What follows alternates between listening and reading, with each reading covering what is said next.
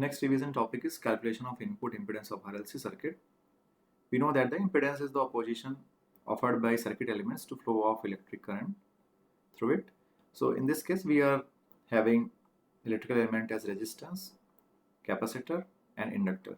Before starting the final calculation of input impedance, we should know about the impedances offered by capacitor and inductors.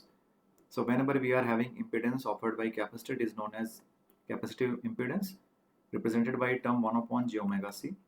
J is indication that it is imaginary number, omega is your angular frequency, the c is representing your capacitance of the capacitor, or we can also represent the same term by minus j upon omega c.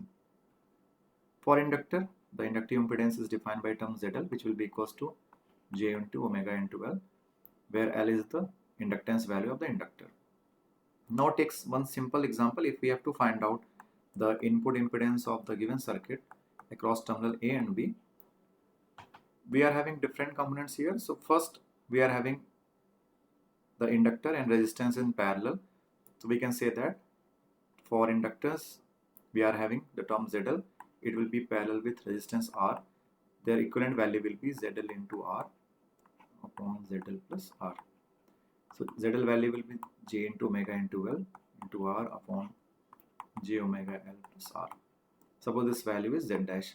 Now we can see that the capacitor, resistance, they are in series, and again they are forming a series path with the combination of this L and R circuit.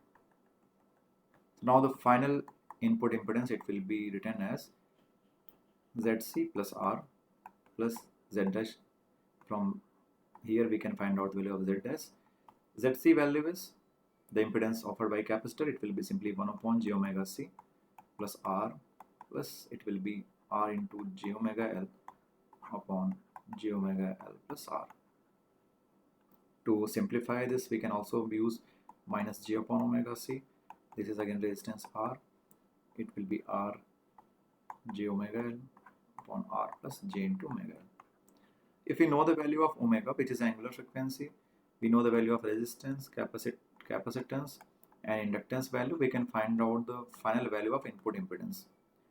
So if we are having input impedance in terms of A plus IB upon A minus IB, here we can use rationalization method. So we can multiply the numerator and denominator by term A plus IB, so that the imaginary portion I or J, they can be eliminated. Other, you can use your calculator to solve the final value of Z input. Just remember that this Z term is same as your I. Either you can use I term here or you can use J term here.